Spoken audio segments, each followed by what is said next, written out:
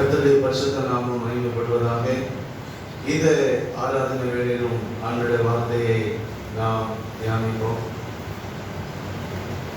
யாக்கோபு எழுதுவதான நிருபம் 2வது அதிகாரம் 22வது வசனம். யாக்கோபு 2:22. விசுவாசம் அவனுடைய கிரியைகளோடு கூட முயற்சி செய்து விசுவாசம் கிரியைகளினாலே விசுவாசம் பூரணப்பட்டது என்று காண்கிறாரே. விசுவாசம் கிரியை செய்கிறது. அந்த கிரியைகளினாலே அந்த விசுவாசம் பூரணப்படுகிறது. ஒரு தெய்வ மனிதனுக்குள்ள ஆண்டவர் கொடுத்திருக்கிற விசுவாசம் அது பூரணப்படுகிற விசுவாசமாய் இருக்கிறது. அது நிறைவுள்ள விசுவாசமாய் இருக்கிறது. அந்த விசுவாசம் பூரணப்படுவது கிரியைகளினாலே அது பூரணப்படுகிறது என்று காண்கிறாயே என்று யாக்கோபு தேவனுடைய ஜனங்களுக்கு எழுதுகிறார். இந்த காலவேளையிலும் நாம் விசுவாசத்தினுடைய கிரியையை குறித்து நாம் இந்த நாளிலே தியானிப்போமாக. விசுவாசத்தினுடைய கிரியை, விசுவாசத்தினுடைய கிரியை. ஏற்கனவே நாம் இந்த விசுவாசத்தின் கிரியையை ஆபிரகாமுடைய வாழ்க்கையிலிருந்து நாம் தியானித்திருக்கிறோம். திரும்பவும் நாம் தியானிப்பது, திரும்பவும் ஆண்டவர் நமக்கு சொல்வது அது நமக்கு மிகுந்த ஆசீர்வாதத்தை உண்டு பண்ணும். இந்த விசுவாசத்தினுடைய கிரியையை இந்த 2வது அதிகாரத்தில் 14வது வசனத்திலிருந்து நாம் வாசிக்கும் போது, என் சகோதரரே, ஒருவன் தனக்கு விசுவாசம் உண்டென்று சொல்லியும் கிரியைகள் இல்லாதவனானால் அவனுக்கு பிரயோஜனம் என்ன? ஒருவன் சொல்லுகிறான், நான் எனக்கு விசுவாசம் உண்டு என்று சொல்லுகிறான். அவன் விசுவாசிக்கிறவன், இயேசு கிறிஸ்துவை சொந்த இரட்சகராக விசுவாசிக்கிறவன்.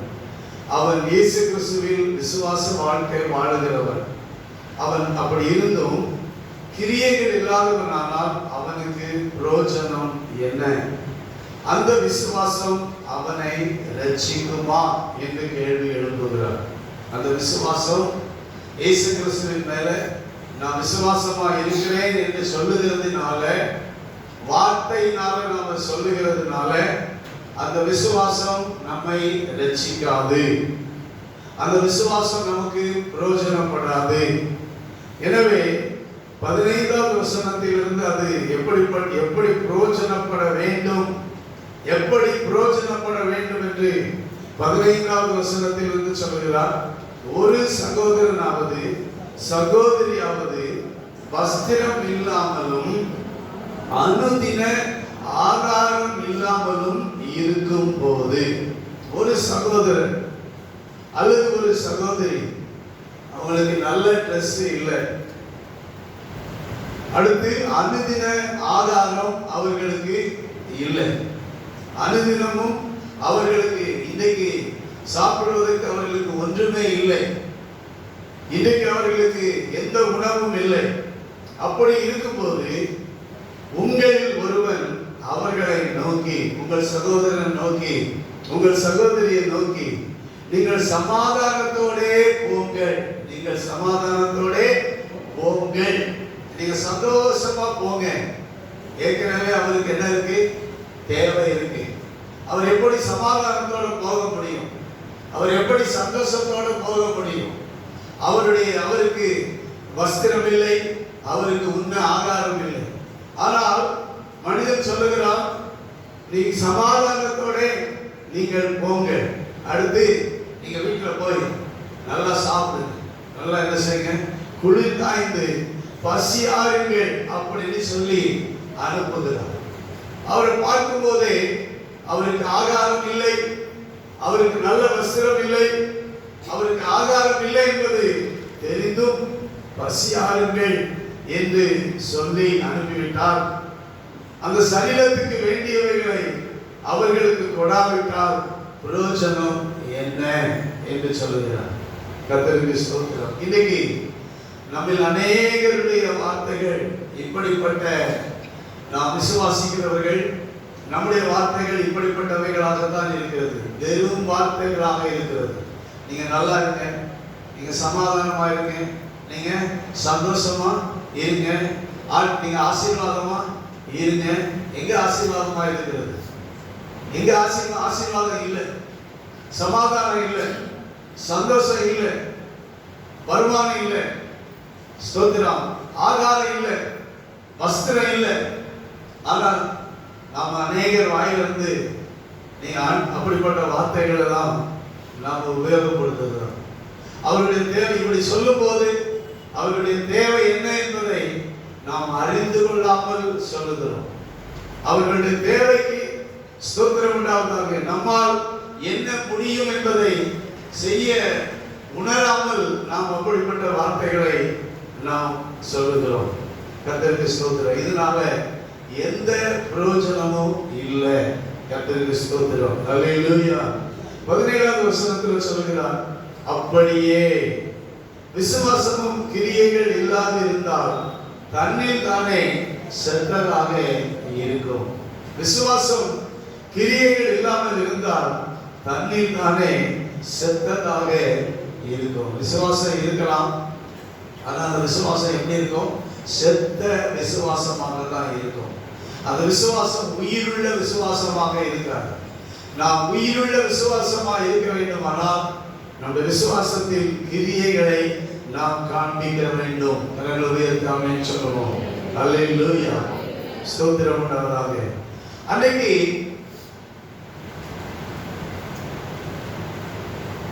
இயேசு கிறிஸ்துவை ஒரு சமுதாயம் ஏற்றுக்கொண்டது.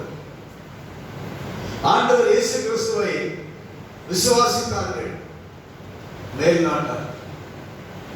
இயேசு கிறிஸ்துவை விசுவாசித்ததுனால அவர்களுக்குள்ள அந்த விசுவாசத்தின் கிரியை வந்தது. என்ன வந்தது? பட்டினியோடும் பசியோடும் வஸ்திரம் இல்லாமலும் இருக்கிறவர்களுக்கு உதவி செய்ய வேண்டும் என்கிற கிரியை, அந்த எண்ணம் அவர்களுக்குள்ள தலை தூக்கினது.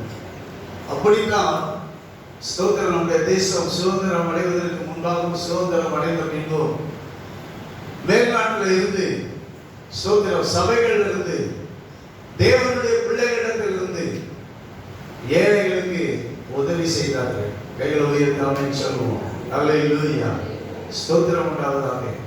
அன்னைக்கு படிப்பு அறிவு இல்லாதவர்களுக்கு உதவி செய்தார்கள், வஸ்திரம் இல்லாதவர்களுக்கு உதவி செய்தார்கள், ஆகாரம் இல்லாதவர்களுக்கு உதவி செய்தார்கள். கைகளை உயர்த்தி ஆமென் சொல்லுவோம். அல்லேலூயா.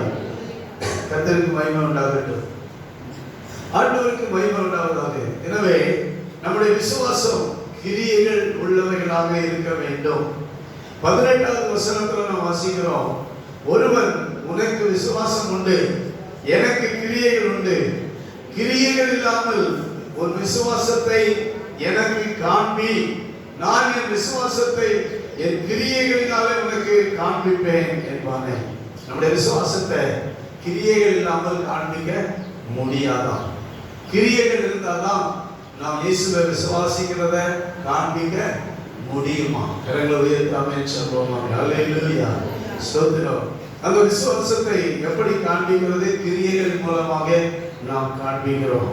ஆண்டவர் இயேசு கிறிஸ்துவை நான் விசுவாசிக்கிறேன், அதை நான் மற்றவர்களுக்கு சொல்லுகிறேன். அல்லேலூயா. அதைத்தான் நான் போன வாரம் நாம் தியானித்தோம். அறிக்கை பண்ணுகிறேன். இயேசு கிறிஸ்துவை நான் விசுவாசிக்கிறதை அறிக்கை பண்ணுகிறேன். அறிக்கை பண்ணுகிறது மாத்திரம் முடிந்து போவதில்லை. நான் விசுவாசத்தை, நான் இயேசுவை விசுவாசிக்கிறேன் என்று அறிக்கை பண்ணும் போது அது என்னுடைய வார்த்தையில் மாத்திரமல்ல, அது என்னுடைய செயலிலும் இருக்க வேண்டும். கைகளை உயர்த்தி சொல்லுவாங்க. அல்லேலூயா. அது என்னுடைய செயல்களிலும் இருக்க வேண்டும். இயேசுவை விசுவாசிங்க, இயேசுவை நம்புங்க, இயேசு கிறிஸ்துவை ஏற்றுக்கொள்ளுங்க. இயேசு கிறிஸ்து உங்களுக்காக இந்த உலகத்துக்கு வந்தார்.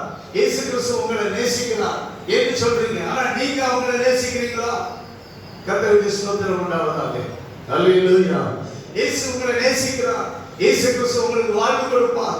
இயேசு கிறிஸ்து உங்கள் பாவத்துக்காக சிலுவையில இரத்தத்தை சிந்தி மரித்தார், அடக்கம் பண்ணப்பட்டு 3ஆம் நாள் உயிரோடு எழுந்தார். இந்த நல்ல ஆண்டவர் இயேசுவை நீங்க விசுவாசிங்க, ஏற்றுக்கொள்ளுங்க. அவர் உங்களை என்ன செய்வாரு? ஆசீர்வாதமா வைப்பார் என்று நாம் எல்லாரும் என்ன பண்றோம்? அறிக்கை பண்ணுகிறோம். ஆனா அந்த நபர் விசுவாசிக்கிறார் இயேசுவை. நீங்க சொன்ன உடனே உண்மையிலே இயேசுவை நான் என்ன செய்கிறேன், நான் விசுவாசிக்கிறேன் என்று அவருடைய இருதயத்துக்குள் விசுவாசிக்கிறார். ஆனால் நம்ம அறிக்கை பண்ணுகிறோம். ஆனால் அந்த நபருக்கு நம்முடைய கரிசனையை, நம்முடைய அன்பை, நம்முடைய அக்கறையை ஸ்தோத்திரம் உண்டாவதாக நாம் காண்பிக்க தவறுகிறோம். கர்த்தருடைய நாமத்துக்கு ஸ்தோத்திரம் உண்டாவதாக. நாம் சொல்லுகிறோம், அறிக்கை பண்ணுகிறோம். ஆனால் நம்முடைய கிரியைகளில் நம்முடைய அந்த விசுவாசத்தை காண்பிக்கிறதுக்கு தவறுகிறோம். விசுவாசத்தை சொல்லுகிறோம், இயேசுவின் விசுவாசத்தை காண்பிக்கிறோம், ஆனால் அறிக்கை பண்ணுகிறோம், ஆனால் செயல்களிலே தவறுகிறோம். கைகளை உயர்த்தாமே சொல்லுவோம். அல்லேலூயா, அல்லேலூயா.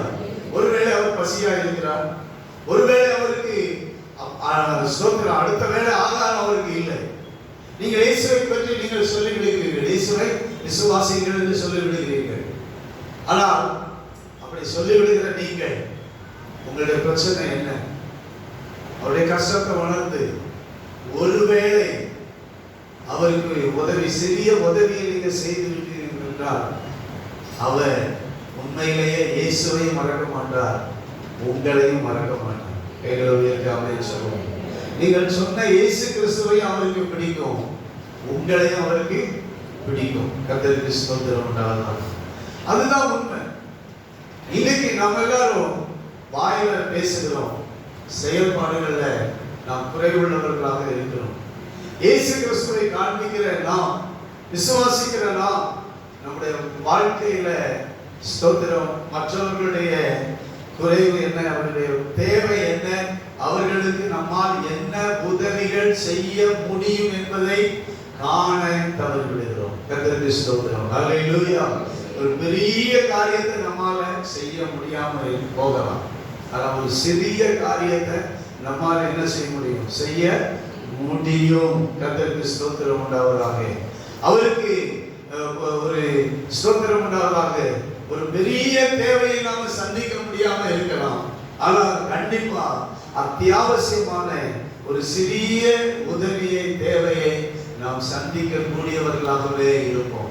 அதுல ஆண்டவர் நமக்கு குறை வச்சிருக்கவே மாட்டார். கைகளை உயர்த்தி ஆமென் சொல்வோமாக. அல்லேலூயா, அல்லேலூயா, அல்லேலூயா. கர்த்தருக்கு ஸ்தோத்திரம் உண்டாகட்டும்.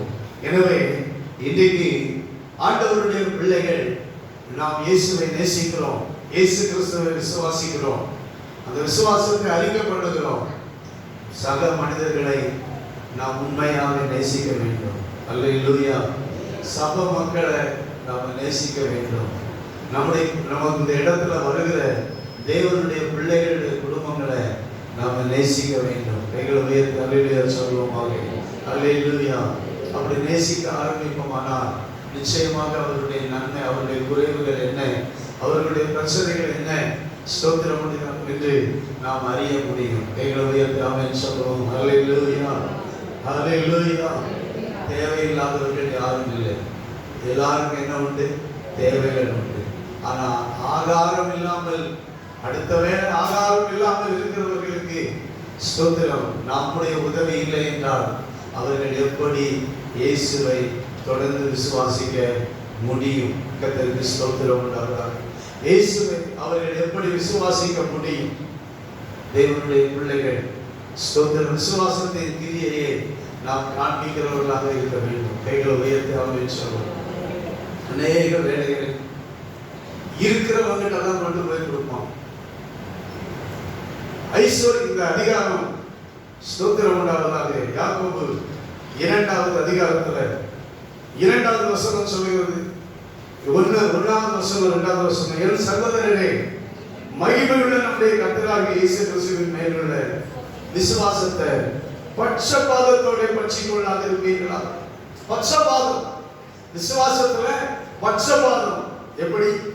பொன் மோதிரமும், ஒருவர் நல்ல பெரிய மோதிரம், 5 விரலையும் மோதிரம் போட்டுட்டு நல்லா மினுக்குள்ள வஸ்திரத்தை தரித்து கொண்டு ஒருத்தன் வந்தா அவனுக்கு தான் நாம இன்னும் கொடுப்போம். அவனுக்கு தான் நீ நல்லா இருக்கிறீங்களா அப்படின்னு கேட்போம். அவனெல்லாம் உட்காருங்க அப்படின்னு சொல்லுவோம். கர்த்தருக்கு ஸ்தோத்திரம் உண்டாவதாக. அவனுக்கு தான் நம்முடைய வரவேற்பு உபசரிப்பு தடப்படலாம் இருக்கும். ஆனா கர்த்தருக்கு ஸ்தோத்திரம் உண்டாவதாக. ஒரு தரித்திரனை வரும்போது அவன் என்ன பண்ணுவான்? நீ கீழே உட்காருவோம். ஐஸ்வர்யவான் வந்தா அவனை எங்க உட்காருன்னு சொல்லுவோம்? சேர்ல உட்காரு, நல்ல சோபாவில் உட்காரு அப்படின்னு நாம சொல்லுவோம். அப்ப நம்ம விசுவாசம் கிரியைகளில் இல்லாமல் போகிறது. கர்த்தருடைய நாமத்துக்கு ஸ்தோத்திரம் உண்டாவதாக. ஐஸ்வர்யவானுக்கு மேல மேல கொட்டி கொடுப்போம். ஐஸ்வர்யவானுடைய வீட்டுல ஒரு ஃபங்க்ஷன் வருதுன்னா ஐஸ்வர்யவானுடைய வீட்டுக்கு என்ன செய்வோம்? நிறைய செய்வோம். ஆனா ஏழைகள் வீட்டுல ஒரு ஃபங்க்ஷன் வருதுன்னா ஏழைகளுக்கு நாம என்ன செய்ய மாட்டோம். ஏன்னா ஐஸ்வர்யவானுக்கு நிறைய செய்தாலும் அவன் என்ன செய்வான்? உங்களை தொடர்ந்து மதிப்பான். ஆனா ஏழைக்கு நீங்க செய்யாவிட்டாலும் செய்தாலும் அவன் என்ன செய்ய போறது? உங்களை மதிக்க போறது இல்லைன்னு நீங்க நாம நினைக்கிறோம். ஆனா ஸ்தோத்திரம், இயேசுவை காண்பிப்பதற்கு நாம் மறக்க கூடாது. நம்முடைய கிரியைகள் ஐஸ்வர்யத்தை அல்ல, ஸ்தோத்திரம், ஏழைகளை நினைக்க வேண்டும் என்று இந்த அதிகாரத்துல இந்த யாக்கோபு எதை எழுதுகிறார்? நீங்கள் ஏழைகளை நினைக்கணும். கைகளை உயர்த்தி ஆமென் சொல்லுவோம். ஆமென், ஹல்லேலூயா. விசுவாசத்தினுடைய பட்சபாதம் இருக்கக்கூடாது. விசுவாசத்தினுடைய கிரியைகள் இல்லாமல் நாம் வாழக்கூடாது. கர்த்தருடைய நாமம் மகிமைப்படுவதாக. கைகளை உயர்த்தி ஆமென் சொல்லுவோம். ஹல்லேலூயா. கர்த்தருக்கு ஸ்தோத்திரம் உண்டாவதாக. தொடர்ந்து அவர் சொல்லுகிறார், ஸ்தோத்திரம் உண்டாவதாக. தரித்திரரை கனவீனம் பண்ணுகிறீர்கள், ஆனால் ஐஸ்வர்யவான்கள் அல்லவோ உங்களை ஒடுக்குகிறார்கள். ஸ்தோத்திரம். தேவன் இந்த உலகத்தின் தரித்திரரை விசுவாசத்துல ஐஸ்வர்யவான்களாக 5ஆம் வசனத்தை வாசிக்கும் போது தேவன் இந்த உலகத்தினுடைய தரித்திரரை என்ன பண்றாரா? விசுவாசத்துல ஐஸ்வர்யவான்களாக வைக்கிறாராம். ஐஸ்வர்யவான்களாகவும் அந்த வாக்குத்தத்தம் பண்ணின ராஜ்யத்தை சுதந்திரிக்கிறவர்களாகவும் தெரிந்து கொண்டிருக்கிறாராம். கரங்களை உயர்த்தி ஆமென் சொல்லுவோம். ஹல்லேலூயா. ஸ்தோத்திரம் உண்டாவதாக. தரித்திரர்கள் இல்லாதவர்கள் விசுவாசத்தில் எப்படி மாற்றுகிறார் ஆண்டவர்? ஐஸ்வர்யவான்களாக மாற்றுகிறார். ஸ்தோத்திரம் உண்டாவதாக. அவர்களுக்கு தான் தேவ ராஜ்யம் இருக்கிறது. இன்னைக்கு அப்ப நாம் விசுவாசிக்கிறவர்களாக இருப்போமானால் நாம் விசுவாசத்தில் ஐஸ்வர்யவான்களாக இருந்து நாம் கொடுக்கிறவர்களாக மாறணும். கைகளை உயர்த்தி ஆமென் சொல்லுவோம். ஹல்லேலூயா. விசுவாசத்தில் ஐஸ்வர்யவான்னா என்ன? தனக்கு இருக்கோ இல்லையோ, தனக்கு இருக்கிற ஒரு சிறியதை, தன்னால் முடிந்ததை மற்றவர்களுக்கு செய்வான். அவன் தான் விசுவாசத்துல ஐஸ்வர்யவான். கைகளை தட்டி ஆண்டவருடைய நாமத்தை மகிமைப்படுத்துவோம். ஹல்லேலூயா, ஹல்லேலூயா. ஐஸ்வர்யவான் ஒரு நாளும் கொடுக்க மாட்டான். ஐஸ்வர்யவான் விசுவாசத்துல ஐஸ்வர்யவானா இருக்க மாட்டான். ஸ்தோத்திரம். ஆனா ஏழை விசுவாசத்துல ஐஸ்வர்யவானா இருப்பான். கர்த்தருக்கு ஸ்தோத்திரம். ஹல்லேலூயா, ஹல்லேலூயா, ஹல்லேலூயா. கர்த்தருடைய நாமம் மகிமைப்படுவதாக. எனவே இந்த காலங்களில விசுவாசத்தில் கிரியைகளை நாம் காண்பிக்கிறவர்களாக இருக்க வேண்டும். அதைத்தான் நான் மறுபடியும் சொல்லுகிறேன். இருக்கிறவனுக்கே கொடுத்து நாம் ஒன்றும் அடைய போவதில்லை. இல்லாதவர்களுக்கு நம்முடைய உதவிகள் போய் சேர வேண்டும். கைகளை உயர்த்தி ஆமென் சொல்லுவோம். ஹல்லேலூயா, ஹல்லேலூயா, ஹல்லேலூயா, ஹல்லேலூயா. கர்த்தருக்கு ஸ்தோத்திரம் உண்டாவதாக. ஸ்தோத்திரம். அடுத்து 19வது வசனத்திலிருந்து யாக்கோபு எழுதுகிறார், தேவன் ஒருவர் உண்டு என்று விசுவாசிக்கிறார். அப்படி செய்கிறது நல்லதுதான். பிசாசுகளும் விசுவாசித்து நடுங்குகிறது. ஆனா பிசாசு கொடுக்காது. பிசாசால எந்த மனிதனுக்கும் நன்மை செய்ய முடியாது. பிசாசுகளும் விசுவாசித்து நடுங்குகிறது. ஆனால் இந்த பிசாசுகள் எந்த மனிதனுக்கும் நன்மை செய்ய முடியாது. ஸ்தோத்திரம் உண்டாவதாக. அப்ப விசுவாசித்தால், நாம் விசுவாசித்து நடுங்கினால் நாம் எப்படிப்பட்டவர்களாக இருக்க வேண்டும்? நன்மை செய்கிறவர்களாக இருக்க வேண்டும். கைகளை சொல்லுவோம். ஹல்லேலூயா, ஹல்லேலூயா, ஹல்லேலூயா. ஆமென். விசுவாசம் இருக்கு. விசுவாசிகள் விசுவாசிக்கிறது. ஆனா அதால என்ன செய்ய முடியாது?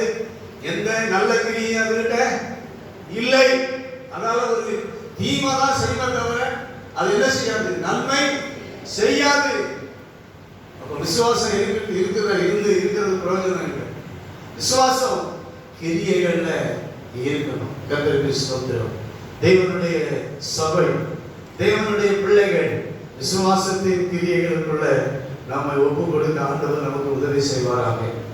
மனிதனுக்கு தேவையுள்ளவனுக்கு கொடுப்பதுதான் விசுவாசத்தினுடைய கிரியை. கைகளை உயர்த்தி ஆமென். அல்லேலூயா. தேவையுள்ளவன் மனிதனுக்கு நாம் கொடுப்பதுதான் விசுவாசத்தினுடைய கிரியை. எல்லாரும் தேவை இருக்குன்னு சொல்லுவாங்க. ஆனா அந்த தேவையுள்ள மனிதனை பெரிய தேவையுள்ளவர் சொல்லுவான். நான் இப்ப சொல்றேன், சபையில என்ன தேவை இருக்கு தெரியுமா? ஸ்தோத்திரம். இந்த பில்டிங் பொழுது மேல ஷெட்டு போடணும், வருஷம் போடணும், ஃப்ரண்ட்ல தரை என்ன பண்ணணும், சிமெண்ட் போடணும். ஸ்தோத்திரம். நல்ல ஒரு கேட் என்ன செய்யணும், நம்ம பார்த்தா பிக்சர் கட்டாச்சு, 2 கேட்டை பார்த்தா எப்படி இருக்குது, மோசமா இருக்கு, ஃப்ரண்ட்ல சரி பண்ணணும், பின்னாடி இந்த பக்கம் ஸ்தோத்திரம் உண்டாதாக காம்பவுண்ட் போடணும். இப்படி தேவைகள் ஏராளம் நமக்கு என்ன செய்யுது இருக்குது. அல்லேலூயா. ஸ்தோத்திரம். இந்த இப்படி பெரிய தேவைகள் நம்மால என்ன செய்ய முடியாது, சந்திக்க சொல்லுங்க, உடனே சந்திக்க முடியாது. ஸ்தோத்திரம். சபைக்கு 1000 ஸ்தோத்திரம் நிறைய தேவைகள் இருக்கலாம், நமக்கு ஏகப்பட்ட தேவைகள் இருக்கலாம். ஆனா அது எல்லாமே பெரிய பெரிய தேவைகள். ஸ்தோத்திரம் உண்டாவதாக. ஆனால் நம்மால் ஒரு சிறிய தேவையை சந்திக்க முடியும். கைகளை உயர்த்தி ஆமென் சொல்லுவோம். ஒரு சிறிய தேவையை சந்திக்க முடியும். கர்த்தருக்கு ஸ்தோத்திரம். ஒரு மனிதன் ஐயோ எனக்கு சாப்பாடு இல்லையேன்னு சொல்லி, இயேசுவே நான் உங்க விசுவாசிக்கிறேன், ஆனா நீர் என்ன பட்டினி போட்டீரே, அப்படி எந்த ஒரு மனுஷனும் சொல்லக்கூடாது. சொல்லுங்க, என்ன சொல்லக்கூடாது? இயேசுவே நான் உங்க விசுவாசிக்கிறேனே, நான் உங்க நம்புறேனே, நான் இப்ப சாப்பாடு இல்லாம நான் பட்டினி போட்டீரேன்னு சொல்லி ஆண்டவரை பார்த்து எந்த ஒரு மனுஷனும் என்ன செய்யக்கூடாது, படைத்தவரை பார்த்து எந்த ஒரு மனுஷனும் சொல்லக்கூடாது. கர்த்தருக்கு ஸ்தோத்திரம். நல்ல வஸ்திரங்கள் உடுத்தி இருக்கும் போது எனக்கு இந்த கிழிந்த வஸ்திரம் தான் எனக்கு இருக்குது, ஐயோ நான் கிழிந்த ட்ரெஸ்ஸோட நான் ஆலயத்துக்கு வருகிறேனே அல்லது நான் இந்த உலகத்தில் வாழ்கிறேன்னு சொல்லி எந்த மனுஷனும் சொல்லக்கூடாது. கர்த்தருக்கு ஸ்தோத்திரம். அதுதான் நம்முடைய விசுவாசத்தின் கிரியை, நாம் காண்பிக்கிற கிரியை. கரங்களை உயர்த்தி ஆமென் சொல்லுவோமா? அல்லேலூயா. அல்லேலூயா. ஆண்டவர் இயேசு கிறிஸ்து இதை குறித்து ரொம்ப, இந்த உலகத்தில் படைத்தவர், மனிதனை படைத்தவர், மனிதனை நேசிக்கிறவர், மனிதன் மேல் அக்கறை கொண்டவர், மனிதனுக்காக ஜீவனை கொடுத்தவர், மனிதன் மேல் கரிசனை உள்ளவர், ரொம்ப இம்பார்ட்டன்ட் பைபிள்ல கொடுத்திருக்கிறது நாம பார்க்க முடியும். கர்த்தருக்கு ஸ்தோத்திரம் உண்டாவதாக. ரொம்ப ஆண்டவர் இம்பார்ட்டன்ட் கொடுக்கிறார். ஸ்தோத்திரம் உண்டாவதாக. லூக்கா எழுதின சுவிசேஷம் 11வது அதிகாரம் 41வது வசனத்தில் சொல்லுகிறார். ஸ்தோத்திரம் உண்டாவதாக. 41வது வசனம், 42வது வசனம். உங்களுக்கு உண்டானவைகளில் இல்லாதவைகளில் இல்லை, உங்களுக்கு உண்டானவைகளில் பிச்சை கொடுங்கள். உங்களுக்கு உண்டானவைகளில் பிச்சை கொடுங்கள், அப்பொழுது சகலம் உங்களுக்கு சுத்தமாயிருக்கும். கொடுக்காதவனுக்கு எல்லாம் சுத்தமா இருக்காது. ஸ்தோத்திரம். உங்களுக்கு உள்ளவைகளில் நீங்கள் ஸ்தோத்திரம் தேவையுள்ளவர்களுக்கு கொடுக்கும் போது, உங்கள் உள்ளவைகளில் நீங்கள் கொடுக்கும் போது எல்லாமே உங்களுக்கு சுத்தமாக மாறும், ஆசீர்வாதமாக மாறும். 42வது வசனம் சொல்கிறது, பரிசேயரே உங்களுக்கு ஐயோ, நீங்கள் ஒட்டலாம் மறுக்கொழுந்து முதலிய சகலவித கூண்டுகளில் கூட தசம பாகத்தை கொடுக்கிறீங்க, நியாயத்தையும் தேவ அன்பையும் விட்டு விடுகிறீங்க. தசமமாக கொடுக்கிறது ரைட், ஆனா தேவ அன்பு என்ன? உங்கள் உள்ளவைகளில் பிச்சையும் கொடுங்கள். கைகளை உயர்த்தி ஆமென் சொல்லுங்க. அதான் தேவ அன்பு. அதுதான் நமக்குள்ள இருக்கிற விசுவாசத்தின் கிரியை. ஸ்தோத்திரம் உண்டாவதாக. நான் மூன்றுல கூட ஆண்டவருக்கு 10:1 நான் தசமாக கொடுக்கலாம், ஆனா நான் ஆண்டவருக்கு கொடுக்கிறேன்னு சொல்லிட்டு கொடுத்துட்டு இல்லாதவர்களை நாம் மறக்கும் போது, இல்லாதவர்களை நாம் நினைக்காமல் போகும்போது, ஸ்தோத்திரம், நாம எவ்வளவுதான் செஞ்சாலும் அது ஒண்ணுமே இல்லை. நான் மறுபடியும் சொல்றேன், ஸ்தோத்திரம், உங்க சம்பாத்தியத்துல நீங்க 10:1 ஆண்டவருக்கு நீங்க நான் உண்மையா எல்லாவற்றையும் கொடுக்கலாம், ஆனா கொடுத்தால் மாத்திரம் போதாது. தேவ அன்பு என்ன? ஸ்தோத்திரம். தேவை உள்ளவனுடைய தேவையை சந்திப்பது. கைகளை உயர்த்தி ஆமென் சொல்லுவோமாக. அல்லேலூயா, அல்லேலூயா, அல்லேலூயா, அல்லேலூயா. கர்த்தருக்கு ஸ்தோத்திரம். இன்னைக்கு இந்த உலகம் இயேசுவை காணவில்லை. நம்முடைய தேசம் இயேசு கிறிஸ்துவை இன்னும் காணவில்லை. அதுக்கு காரணம் நாம தான். நம்முடைய விசுவாசம் அறிக்கை பண்ணப்படவும் இல்லை. நம்முடைய விசுவாசம் செயல்களிலும் காண்பிக்கப்படவும் இல்லை. நம்முடைய விசுவாசம் அறிக்கை பண்ணப்படுகிறது. நம்முடைய விசுவாசம் கிரியைகள் இல்லாத ஒரு விசுவாசமாக இருக்கிறது. எனவே நம்முடைய தேசம், நம்முடைய பட்டணம், நம்முடைய கிராமங்கள் ஸ்தோத்திரம் இயேசுவை விசுவாசிக்க தவறுகிறது. எனக்கு அருமையான தேவனுடைய பிள்ளைகளை, உங்களுக்கு உண்டானவைகளில் பிச்சை கொடுங்க. கர்த்தருக்கு ஸ்தோத்திரம். அவைகளையும் இவைகளையும் செய்ய வேண்டும். அவைகளையும் 42வது வசனம் சொல்கிறது. இவைகளையும் செய்ய வேண்டும். தசமபாகம் கொடுக்கணும். இவைகளையும் செய்ய வேண்டும். அவைகளையும் விடாதிருக்க வேண்டும். எதை செய்யணுமோ செய்யணும், விடாமலும் செய்யணும். ஸ்தோத்திரம் உண்டாவதாக. அல்லேலூயா. எல்லாவற்றையும் நாம செய்யறதுக்கு உரியவர்களாக இருக்கிறோம். கர்த்தருக்கு மகிமை உண்டாவதாக. அதே லூக்கா சுவிசேஷம் 12வது அதிகாரம், லூக்கா 12வது அதிகாரம் 33, 34 வசனங்கள். உங்களுக்கு உள்ளவைகளை, இன்னும் அடுத்த ஸ்டெப்புக்கு போறாரு. உள்ளவைகளில் பிச்சை கொடுங்கள், இருக்கிறதுல கொடுங்க அப்படின்னு சொல்றாரு இயேசு கிறிஸ்து. ஆனா இன்னொரு ஸ்டெப்புக்கு போறாரு. இந்த ஸ்டெப்லாம் ரொம்ப நமக்கு இது எப்படி இருக்கு பாருங்க. இருக்கிறதுல நம்ம என்ன செய்யலாம்? கொடுத்துடலாம். விசுவாசத்தை காண்பித்துடலாம். இருக்கிறதுல காண்பிக்கலாம். அடுத்த ஸ்டெப் என்ன? உங்களுக்கு உள்ளவைகளை விற்று யார் கொடுப்பா? உள்ளவையும் விற்று பிச்சை கொடுங்கள். பழமையாய் போகாத பணப்பைகளையும் குறையாத பொக்கிஷத்தையும் பரலோகத்தில் உங்களுக்கு சம்பாதித்து வையுங்கள். பரலோகத்தில் குறையாம இருக்கும். உள்ளதை விற்று கூட நீங்க ஸ்தோத்திரம் உண்டாவதாக. இல்லாதவர்களுக்கு நாம் பகிர்ந்து கொடுக்கிற அந்த காரியத்தை அங்கே திருடன் அணுகிறதும் இல்லை, பூச்சி எடுக்கிறதும் இல்லை. உங்கள் பொக்கிஷம் எங்கே இருக்கிறதோ அங்கே உங்கள் இருதயமும் இருக்கும் அப்படின்னாரு. இயேசுவானவர் பணக்காரனை கண்ட உடனே விடவே மாட்டார். அந்த நாட்கள் உங்களுக்கு தெரியும். இல்லாதவரை விட்டுருவாரு. இருக்கிறதுல இல்லாதவரை இருக்கிறதுல என்ன செய்யும்? இருக்கிறதுல குடு அப்படின்பாரு. ஆனா பணக்காரன் என்ன சொல்லுவாரு? விற்று கொடு அப்படின்பாரு. கைகளை உயர்த்தி எல்லாரும் ஆமென் சொல்லுவோமா? அல்லேலூயா. அவர்கள் வந்த பணக்காரன் தான் சோகமா தான் போயிருக்கான். ஏன்னா ஆண்டவர் சொன்னது இதுதான். ஸ்தோத்திரம் உண்டாதா. நீ உனக்கு மட்டும் வச்சுக்கிட்டு இருக்காத, உனக்கு மட்டும் வச்சுக்கிட்டே வாழாத, நீ இருக்கிறத விற்று பிச்சை கொடு அப்படின்னாரு. அவன் எல்லாம் சந்தோஷமா வந்தா இயேசுவிடத்துல. ஆனா போகும்போது துக்கத்தோட போனான். கர்த்தருக்கு ஸ்தோத்திரம் உண்டாவதாக. அல்லேலூயா, அல்லேலூயா. ஸ்தோத்திரம் உண்டாவதாக. நம்ம இருதயம் நம்ம பொக்கிஷத்தின் அந்த உலகத்தில் இருக்கிறவர்கள் மேல இருக்கக்கூடாது. தேவன் மேல நாம என்னுடைய இருதயம் இருக்கணும். எனவே இன்னைக்கு நான் உங்களுக்கு சொல்கிறேன், தேவையுள்ளவனுக்கு நாம் நம்மால் இயன்றதை செய்கிறது தான் ஸ்தோத்திர விசுவாசத்தினுடைய கிரியை. சபை அப்படி செய்யுமானால் எத்தனை ஸ்தோத்திரம் உண்டாவதாக கஷ்டத்தில் இருக்கிறவர்கள் இன்னைக்கு வாழ்வு பெற்றிருப்பாங்க. அன்னைக்கு உலகத்துல இந்தியாவுக்கு ஒண்ணு தெரியும். வெள்ளைக்காரன் வந்தா, வெள்ளைக்காரன் நம்மளை அடிமைப்படுத்தினான்னு மட்டும்தான் என்ன செய்வான்? சொல்லுங்க, சொல்லுவோம். ரெண்டாவது சொல்லுவான், அவன் கோதுமையும் அங்க இருந்து எல்லாத்தையும் கொண்டு வந்துட்டு மதத்தை மாத்தணும் அப்படின்னு தான் ரெண்டாவது சொல்லுவோம். ஸ்தோத்திரம். இந்த ரெண்டையும் தான் என்ன செய்யணும்? வெள்ளைக்காரன் மேல, வெளிநாட்டில இருந்து வந்த அன்னைக்கு இருந்த மனிதர்கள் மேல நம்முடைய தேசம் இந்த ரெண்டு தான் பழி போடும். ஸ்தோத்திரம்.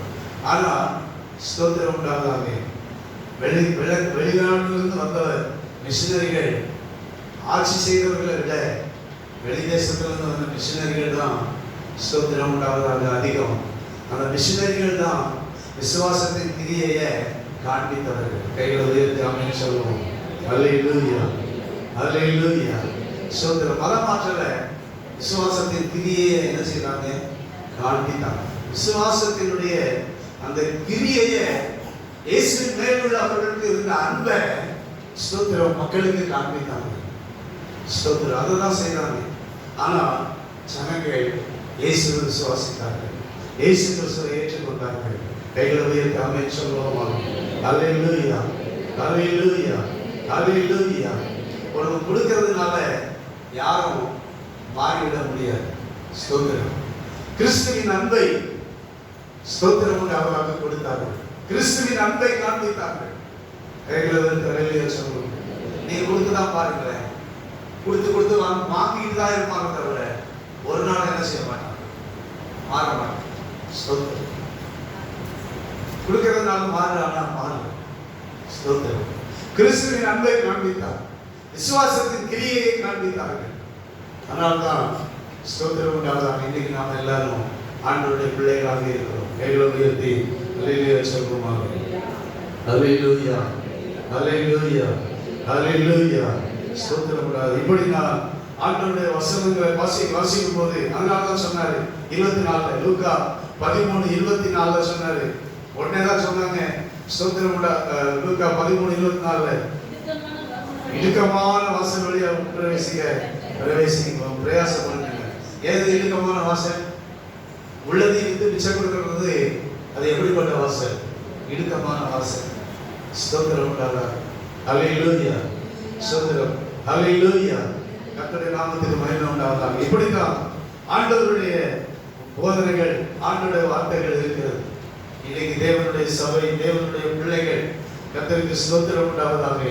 நாம் விசுவாசத்தின் கிரியையை மனிதர்களிடத்தில் முதலாவது காண்பிப்போமாக. கைகளை உயர்த்தி ஆமென் சொல்வோமாக. அல்லேலூயா, அல்லேலூயா, அல்லேலூயா. இரண்டாவதாக தேவனுக்கு, தேவனிடத்தில் நாம் காண்பிப்போமாக. முதல்ல யாருக்கு காண்பிக்க சொல்றாரு? மனிதர்களிடத்துல உங்க விசுவாசத்தின் கிரியையை காண்பீங்க. சக மனிதர்களிடத்துல உங்க விசுவாசத்தின் கிரியையை காண்பீங்க அப்படின்னு சொல்றாரு. இரண்டாவது, தேவனிடத்தில் உங்கள் விசுவாசத்தின் கிரியையை காண்பீங்க என்று சொல்லுகிறார். 21வது வசனத்திலிருந்து வாசிப்போமாக. நம்முடைய பிதாவாகிய ஆபிரகாம் தன் குமாரன் ஈசாக்கை பலிபீடத்தின் மேல் செலுத்தின போது கிரியைகளினாலே அல்லவோ நீதிமானாக்கப்பட்டான். இரண்டாவது ஆபிரகாமை குறித்து நாம் இங்கே வாசிக்கிறோம். அது ஆபிரகாம் அழைப்பை பற்றி பேசல. ஆபிரகாம் 100 வயதுல அவனுக்கு குழந்தை வந்ததை குறித்து பேசல. ஆனா ஆபிரகாம் ஸ்தோத்திரம் உண்டாவதாக என்ன பண்ணானா, ஈசாக்க தன்னுடைய குமாரனை பலிபீடத்தின் மேல என்ன செய்தானா? செலுத்தினானா. அதுதான் விசுவாசத்தினுடைய கிரியை. அதனால அவன் என்ன செய்யப்பட்டான்? நீதிமானாக்கப்பட்டான் என்று வேதம் சொல்லுகிறது. ஸ்தோத்திரம் உண்டாவதாக. 23வது வசனம். ஆபிரகாம் தேவனை விசுவாசித்தான், அது அவனுக்கு நீதியாக எண்ணப்பட்டது என்கிற வேத வாக்கியம் நிறைவேறிச்சு. எப்போ வேத வாக்கியம் அவன் வாழ்க்கையில நிறைவேறிச்சு? 75 வயசுல நிறைவேறிச்சா? இல்லை. 100 வயதுல நிறைவேறிச்சா? இல்லை. எல்லாரும் கவனிங்க, கவனிங்க எல்லாரும். நாம என்ன கரெக்டா சொல்லணும்னா கரெக்டா எப்படி சொல்லணும்? எப்போ விசுவாசம் நிறைவேறிச்சு? ஆபிரகாம் தேவனை விசுவாசித்தான். எதுக்கு விசுவாசித்தான்? ஒரு பிள்ளையை தேவன் கொடுப்பார் என்று விசுவாசித்தான். நான் பெரிய ஜாதியா இருப்பேன் என்று விசுவாசித்தான். நான் ஆசீர்வாதமா இருப்பேன் என்று விசுவாசித்தான். அந்த விசுவாசம் எப்ப நிறைவேறிச்சு? 100 வயசுல. சொல்லுங்க, எல்லாரும் சொல்லுங்க, தூங்காதீங்க, கொஞ்சம் கவனிங்க. ஸ்தோத்திரம் உண்டாவதாக. எத்தனை வயசுல நிறைவேறிச்சு? அப்ப நாம தான் சொல்லணும், பிள்ளையை ஆண்டவர் கொடுத்த உடனே என் விசுவாசம் என்ன செஞ்சுச்சு? நிறைவேறிச்சு அப்படின்னு தான் சொல்லணும். ஆனா பிள்ளையை கொடுத்த உடனே விசுவாசம் நிறைவேறவில்லை. 100 வயதில் அவருடைய விசுவாசம் என்ன செய்யவில்லை? நிறைவேறவில்லை. எப்போ அவருடைய விசுவாசம் நிறைவேறிச்சு? அந்த பிள்ளை கொடுத்த, ஆண்டவர் கொடுத்த பிள்ளை வளர்ந்தது, பெரிய பிள்ளை ஆனது, வாலிபனாக மாறினது, அவனுக்கு ஒரே குமாரனாக மாறினது, நேசிக்கிற புத்திரனாக மாறினது. அதுக்கப்புறம் அவனுக்கு பிள்ளையே இல்லை என்கிற நிலைமைக்கு மாறினது. கர்த்தருக்கு ஸ்தோத்திரம். அவன் நினைச்சிருப்பான், ஒரு பிள்ளை 100 வயதுல ஆண்டவர் எனக்கு கொடுத்தார், ஒரு 101 வயதுல அடுத்த பிள்ளை என்ன செய்வார், ஆண்டவர் எனக்கு கொடுப்பார் என்று நினைத்திருக்கலாம். ஏன்னா பெரிய ஜாதியா இருப்பதை ஆண்டவர் விசுவாசத்தில் எனக்கு சொல்லி இருக்கிறார் என்று விசுவாசித்தான் அல்லவா. ஒரு அடுத்து 102ல ஒண்ணு வரும், அப்படி வருஷா வரும் நினைச்சான். ஆனா 120 ஆச்சு, 130 ஆச்சு, ஒண்ணுமே வரல. அப்போ ஒரே ஒரு பிள்ளை தான் எனக்கு இருக்குது, ஈசாக்கு. அவனதான் இப்ப அவன் சுதந்திரவாளியா என்ன செய்யறான், நேசிக்க ஆரம்பித்தான். ஒரே நேசகுமாரன். என்ன குமாரன்? 2 பிள்ளைங்க இருந்தா யாரையாவது ஒருத்தர் நேசகுமாரன் சொன்னா அடுத்தது வந்து என்ன செய்யும், சண்டைக்கு வரும். உண்மையா இல்லையா? 2 பிள்ளைங்க இருந்துன்னா ஒருத்தர் என் நேசகுமாரன் அப்படின்னு சொன்னா அவன் மட்டும்தான், அல்ல அவன் மட்டும்தான், அல்ல அவன் மட்டும்தான் நேசகுமாரன் அவங்களுக்கு, நான் இல்லையா அப்படின்னு கேட்கும். ஆனா கேட்கறதுக்கு ஆள் இல்லைங்க. ஒரே குமாரன் தான், நேசகுமாரன் தான். ஆபிரகாம் நேசித்தான். ஆனா நேசித்த குமாரனை ஆண்டவர் ஒரு நாள், ஸ்தோத்திரம் உண்டாதாக, நீ ஒரே பிள்ளையை வச்சிருக்க, இந்த ஒரே பிள்ளையை நீ நேசிக்கிற, உன் விசுவாசம் உண்மையுமே என் மேல இருக்கணும்னா நீ என்ன பண்ணு, நான் குறித்த மோரியா தேசத்துக்கு போய் நான் காண்பிக்கிற மலைகளில் ஒன்றினேன், அவனை தகன பலியிடு என்று ஆண்டவர் கேட்டார். ஸ்தோத்திரம் உண்டாவதாக. ஆபிரகாம் தேவனுக்கு கொடுக்கிறதுக்கு மனைவியின் இடத்துல கேட்கல, கைகளை உயர்த்தி அப்படின்னு சொன்ன.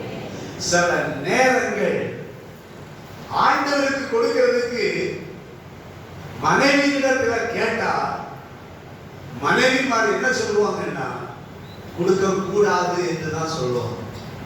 கர்த்தருக்கு ஸ்தோத்திரம். ஏன்னா பெண்களுக்கு தான் தெரியும் அவர்களுடைய தேவை, அவர்களுடைய தேவையின் அருமை யாருக்கு தான் தெரியும், பெண்களுக்கு தான் தெரியும். கொடுத்தா எப்படி நம்ம வீட்டுக்காரர் சொல்ல நேரம் இல்லை, இந்த ஆளுக்கு உதவி தேவைப்படுது, ஒரு 1000 ரூபாய் கொடுக்க போறேன்னு உங்க கணவர் உங்களை பார்த்து சொல்றாருன்னு வச்சுக்கோங்க, நீங்க உடனே சொல்லுவீங்க, ஏங்க நான் எத்தனை நாளா உங்ககிட்ட நான் அதற்கு கேட்டுக்கிட்டே இருக்கிறேன், நீங்க எனக்கு ஒரு 100 ரூபாய்க்கு எனக்கு கொடுக்க முடியாதவங்க, கொடுக்கல, அப்படி நீங்க நேசிக்கல. ஆனா இப்ப என்ன சொல்றீங்க, 1000 ரூபாய அந்த நபருக்கு தேவையுள்ள நபர் ஒருத்தருக்கு நான் கொடுக்க போறேன், அல்லது நான் ஊழியத்துக்கு கொடுக்க போறேன் அப்படின்னு நீங்க சொன்னீங்கன்னு வச்சுருவாங்களே, அவங்க கேட்பாங்க, இப்படிதான் கேட்பாங்க, நான் எத்தனை நாள் உங்க என் தேவையை உங்களுக்கு சொல்லிக்கிட்டே இருக்கிறேன். ஸ்தோத்திரம். என் தேவையை சந்திச்சுட்டு நீங்க கொடுங்க. கர்த்தருக்கு ஸ்தோத்திரம். சொல்லுவாங்களா, சொல்ல மாட்டாங்களா? உங்க வீட்டுல இருக்கிற அம்மா அம்மா சொல்லுவாங்களா, சொல்ல மாட்டாங்களா? சொல்லுவாங்க. அதனாலதான் ஆபிரகாம் நான் மனைவியின் இடத்துல சொல்லவில்லை. ஒரு மனைவியை கொடுக்கிறத இடதுகை அறியாது இருக்கிறதுனா என்ன? வலதுகை கொடுக்கிறத இடதுகைக்கு தெரியாம இருக்குமா? அப்படின்னா என்ன அர்த்தம்?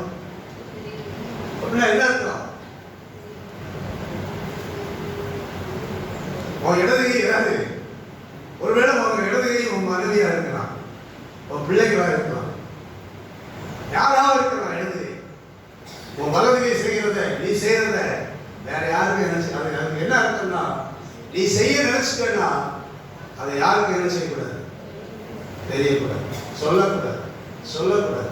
கர்த்தருக்கு ஸ்தோத்திரம். சொன்னா என்ன நடக்கும்? செய்ய முடியாதபடி தடை வரும். செய்ய முடியாது, கண்டிப்பா செய்ய முடியாது. அதுக்கு முன்னாடி நீங்க சொல்லிட்டீங்கனாலே உடனே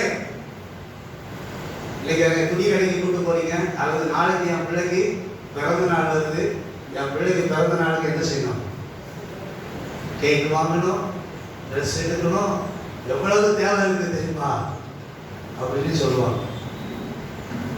பிறந்த நாள் அன்னைக்கு தான் ஈசாக்கு பலிபீடத்துக்கு ஏற்பதற்கு ஆண்டவர் சொன்னார். கைகளை உயர்த்தி ஹல்லேலூயா சொல்லுங்க. ஹல்லேலூயா. நான் அப்படிதான் நம்புறேன்.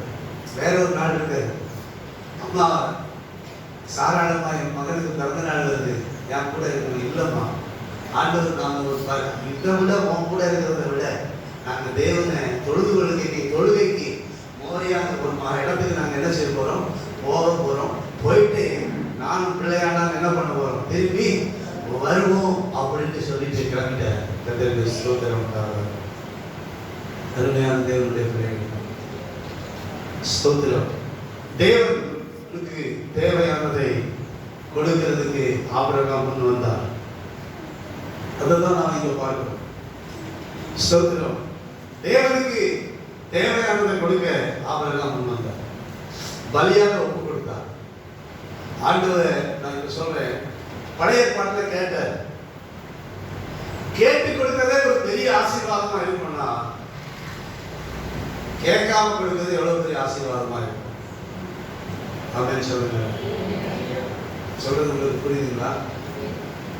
கேட்டு கொடுக்கிறதே பெரிய ஆசீர்வாதத்தை ஆபிரகாமுக்கு என்ன செய்தது, கொண்டு வந்தது. விசுவாசத்தை நிறைவேறுங்க. விசுவாசம் அப்பதான் நிறைவேறிச்சு. கொடுத்தா ஆனா அவன் திரும்பவும் என்ன செய்தான், பெற்றுக்கொண்டான். எப்படி கொடுத்தானோ அப்படியே திரும்ப பெற்றுக்கொண்டான். அப்படி இல்லை, கொடுத்தா நிறைய வாக்குத்தத்தங்களோடு திரும்ப பெற்றுக்கொண்டான். கொடுத்தா நிறைய ஆசீர்வாதங்களோடு திரும்பவும் பெற்றுக்கொண்டான். கைகளை உயர்த்தி அல்லேலூயா சொல்லுவோம். அல்லேலூயா, ஆமென்.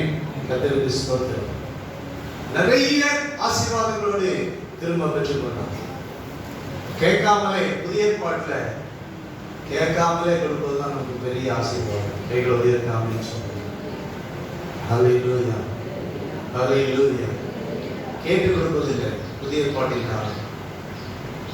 இந்த புதிய ஏற்பாட்டின் காலத்துல ஆண்டவர் கேட்டாரா, கேட்கிறாரா? இன்னைக்கு ஒரு பெரிய கேள்வியே உலாவுது. நிறைய பேர் குழப்பறவங்க நிறைய பேர் இருக்காங்க, யூடியூப் போடுறவங்க. ஆண்டவர் கேட்டாரா, கேட்பாரா? ஆண்டவர் கேட்க மாட்டார்.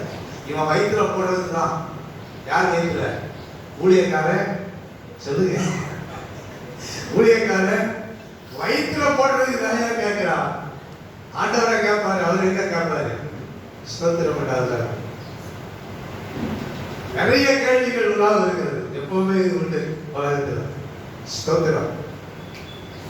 தேவன் அவரா சாப்பிடுறதுக்கு கேட்டாரு. அவருக்கு பலி தேவையா? பலிக்கா கேட்டாரு? சொல்லுங்க, நான் கேட்கிற கேள்வி சொல்லுங்க. எந்த ஈசாக்க கொடுத்தவரு அவனை சாகணும்னு சொல்லியா கொடுத்தாரு? சொல்லுங்க.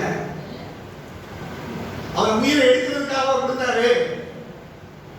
என் தேவன் கொடுத்தவர் உயிரை எடுக்கிறதுக்காக கொடுக்கவில்லை, விசுவாசத்தை நிறைவேற்றுவதற்காக கொடுத்தார்.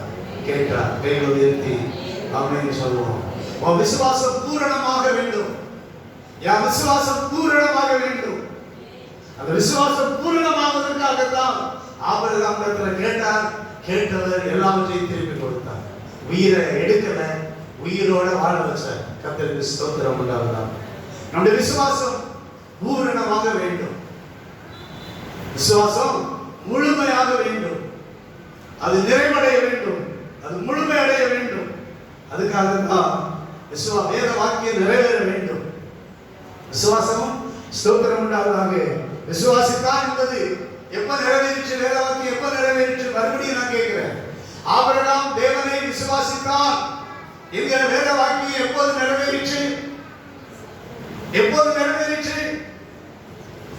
ஈசாக்கை பலிபீடத்தை உண்டாக்கி, பலிபீடத்தில் ஈசாக்கை கட்டைகளை அடுக்கி, ஈசாக்கை அந்த விறகுகளின் மேல கட்டி, அவனுக்கு அவன் தகன பலியிடுவதற்கு எதை எடுக்க வேண்டியதை கையில் எடுக்க ஆரம்பித்த போதுதான் அவன் விசுவாசம் நிறைவேறிச்சு. அல்லேலூயா, அல்லேலூயா.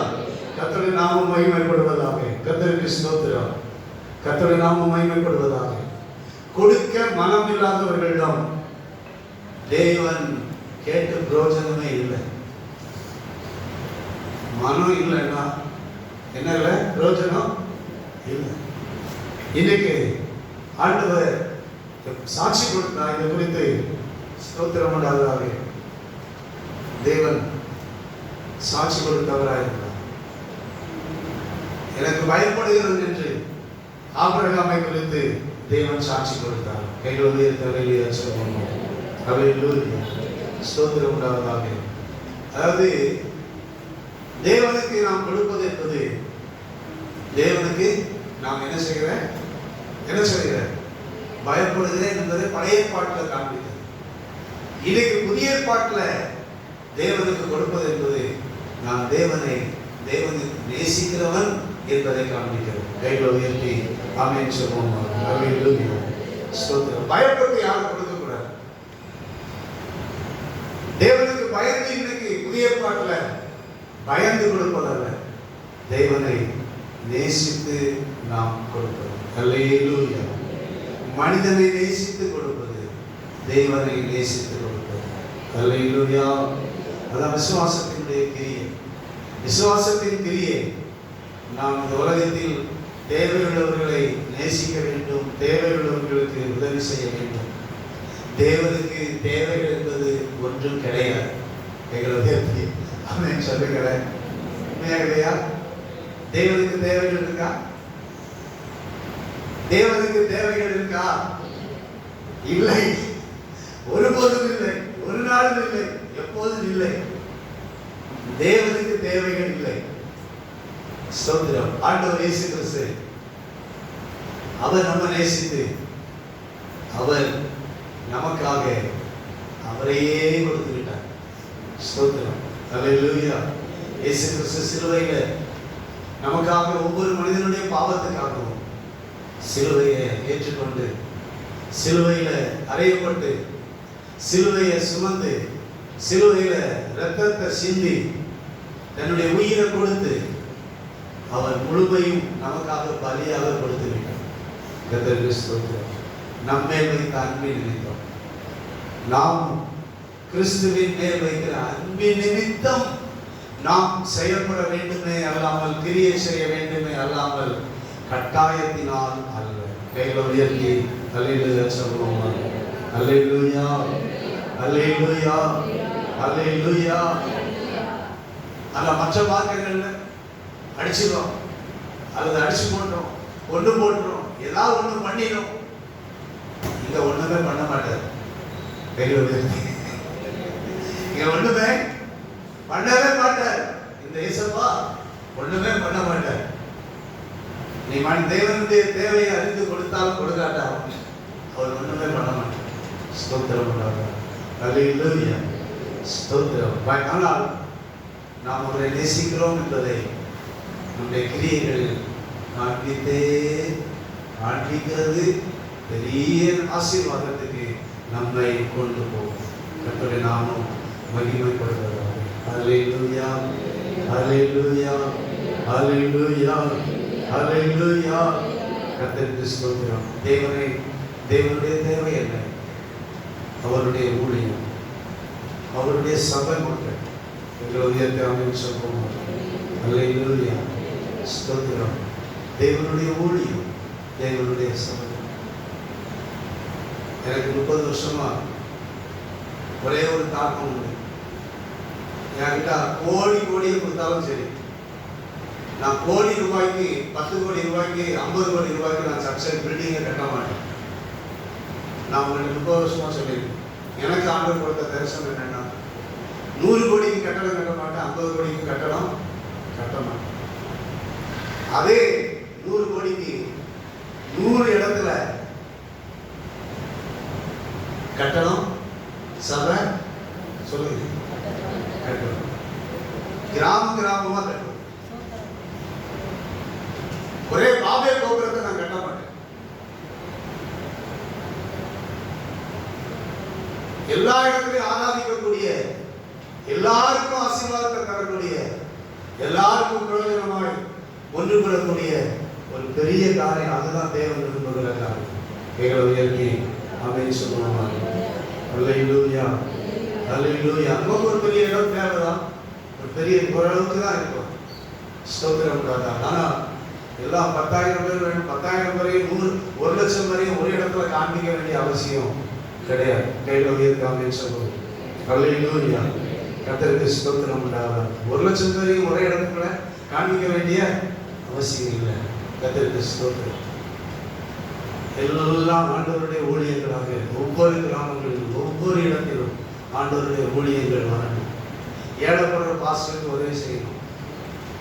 கையில் இருக்காம சொல்லுங்க. அல்லேலூயா. ஏழை ஊழியக்காரங்களுக்கு என்ன செய்யணும்? உதவி செய்யணும். இதுதான் நம்ம தரிசனம். இதுதான் தேவனுடைய திட்டம். கர்த்தருடைய நாமம் மகிமைப்படுவதாக. அல்லேலூயா. அல்லேலூயா. கர்த்தருக்கு ஸ்தோத்திரம் உண்டாவதாக. இன்னும் ஸ்தோத்திரம். அடுத்த 3வது உதாரணம் 25வது வசனம். 25வது வசனத்துல 3வதாக ஒரு நபரை காண்பிக்கிறார். அந்தபடி ராகாப் என்னும் வேசி தூதர்களை ஏற்றுக்கொண்டு வேறு வழியாய் அனுப்பிவிட்ட போது கிரியைகளினால் அல்லவோ நீதி உள்ளவள் ஆக்கப்பட்டார். அப்படியே ஆவியில்லாத சரீரம் செத்ததாக இருக்கிறது போல கிரியைகள் இல்லாத விசுவாசமும் செத்ததாக இருக்கிறது. ஒரு ராகாப் என்கிற ஒரு வேசி, அவள் எப்பவுமே தெரியும், ஊருக்கு வெளியில எல்லாரும் வந்து போய் தவறு செய்யக்கூடிய ஒரு சரியான இடத்துல அவருடைய வீடு இருந்தது. எரிகோ பட்டணத்து மேல, மதில் மேல யார் வந்தாலும் அந்த வழியாக என்ன செய்யணும்? போகணும். இதுவரைக்கும் அநேகருக்கு அவள் காப்பாற்றவில்லை. அவளிடத்தில் வந்து அனைவரையும் தவறுக்கு நேராக வழிநடத்தினார். ஆனால் இஸ்ரவேல் மக்களை குறித்து அவள் கேள்விப்பட்டார். எகிப்திலிருந்து அவர்கள் புறப்பட்டு வருகிறார்கள். அவர்கள் இந்த கானான் தேசத்துக்காக அவர்களை தேவன் கொண்டு வருகிறார். வரும்போதே தேவன் அவர்களுக்காக பெரிய பெரிய காரியத்தை என்ன செய்கிறாரு. அவங்க முன்னாடி யாரும் என்ன செய்ய முடியாது, இருக்க முடியாது. கர்த்தருக்கு ஸ்தோத்திரம். எல்லாரும் கண்டிப்பா அவங்களுக்கு முன்னாடி நிற்க முடியாதுங்கிறத அவள் அறிந்திருந்தார். இந்த தூதர்கள் வந்தாங்க. 2 தேவதாரர்கள் வந்தாங்க. தேவதாரர்களை பற்றி என்ன சொல்லணும்னா தூதர்கள் என்று வசனம் சொல்கிறது. தேவனுடைய மனிதர்கள் தூதர்கள். கைகளை உயர்த்தாமேன்னு சொல்லுவோம். அல்லேலூயா. தேவனுடைய மனிதர்களுக்கு இன்னொரு பேர் என்ன? தூதர்கள். தூதர் வானத்திலிருந்து இறங்கி வந்தாலும் தூதர்கள் ஆக மாட்டான். தேவனுடைய மனிதர்கள் எல்லாரும் யாருதான்? தூதர்கள் தான். கர்த்தருக்கு ஸ்தோத்திரம் உண்டாவதாக. இந்த தூதர்கள் இந்த 2 பேர் வந்தபோது இந்த ஸ்திரீ கர்த்தருக்கு ஸ்தோத்திரம் உண்டாவதாக அவங்களை ஒழித்து வைத்து காப்பாற்றினார். அதான் விசுவாசத்தினுடைய கிரியை. கர்த்தருக்கு ஸ்தோத்திரம். தேவனை விசுவாசிக்கிறேன். அப்போ தேவ மனிதர்களை பாதுகாக்கணும். தேவ மனிதர்களுக்கு என்ன செய்யணும்? உதவி செய்யணும். இதுவரைக்கும் எத்தனையோ பேருக்கு உதவி செய்யல. ஆனால் இந்த தேவ மனிதர்களுக்கு என்ன செய்யணும்? உதவி செய்யணும் என்று அவள் உதவி செய்கிறவளாய் ஸ்தோத்திரம் உண்டாவதாக. அந்த காரியங்கள் அவளுடைய வீட்டுல ஒரு இடத்துல வச்சு ஸ்தோத்திரம் படுக்க வச்சு மேல ஒண்ணுமே இல்லாதபடி பரப்பி கட்டைகளை பரப்பி ஸ்தோத்திரம் வீட்டுக்கு தேடி அந்த ராஜாவின் மனிதர்கள் வந்தபோது எங்கே போயிட்டாங்க. இப்படி வந்தது உண்மை. ஆனா என்ன செஞ்சுட்டாங்க? என் வீட்டை விட்டு போயிட்டாங்க. அவங்க அந்த இடத்துல தான் போயிருப்பாங்க. நீங்க போய் பாருங்க அப்படின்னு சொல்லி வந்தவங்களே அனுப்பி விட்டுட்டான். தேடி பாருங்க. இல்ல வந்தவங்க தேடி பாருங்கன்னு சொன்னாங்களா? இல்ல. ஸ்தோத்திரம். அப்படிதானே? தேடி பாருங்கன்னு சொல்றல. இப்பதான் போறாங்க ஐயா. அந்த ஒரு கிலோமீட்டருக்குள்ள தான் போயிருப்பாங்க. நீங்க சீக்கிரம் போனா அவங்களை என்ன செய்யலாம்? பிடிச்சிக்கலாம். அவங்க மைண்டை எப்படி திருப்பி விட்டா பாருங்க. நாம இருந்தா என்ன சொல்லுவோம்? வாங்க வேணா என் வீட்டை என்ன செய்துக்கோங்க, என் வீட்டை பார்த்துக்கோங்க, இருக்கான்னு நாளைக்கு பார்த்துக்கோங்க. இல்லையா இப்படி சொன்னாலே விட்டுங்கள. ஸ்தோத்திரம். அவ எவ்வளவு டெக்னிக்கலா, அவ புத்தியா. ஸ்தோத்திரம். இது வரைக்கும் வா வாங்க எல்லாரும் கூடுவா. இப்ப என்ன பண்ணா? ஒழித்து வைத்து காப்பாற்றி போயிருக்கீங்க. அவங்க போயிடுவாங்க. அதுக்கப்புறம் நீங்க போடுங்க, இந்த வழியா போங்க. ஸ்தோத்திரம். தூதர்களை தேவனுடைய மனிதர்களை காப்பாற்றுகிற ஒரு வேலையை செய்யலாம். கர்த்தருக்கு ஸ்தோத்திரம் உண்டாகலாம்.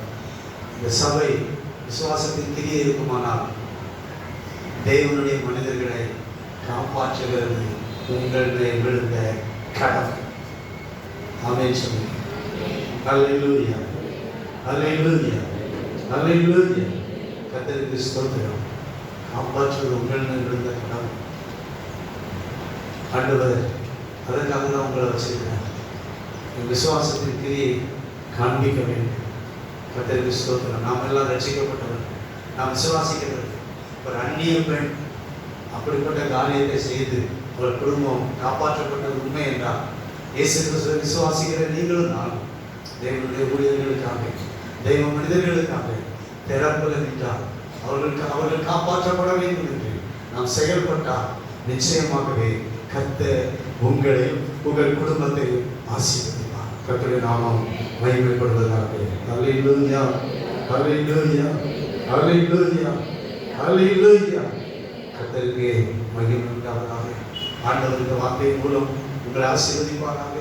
உங்கள் விசுவாசம் பூரண கிரியை செய்ய, ஒரு பூரணமான விசுவாசத்துக்குள்ள, கிரியை உள்ள ஒரு விசுவாசத்துக்குள்ள நம்முடைய வாழ்க்கை கடந்து வந்து ஆசீர்வாதமாய் மாறுவதாக கர்த்தர் தாமே உங்களோடு கூட இருப்பாராக.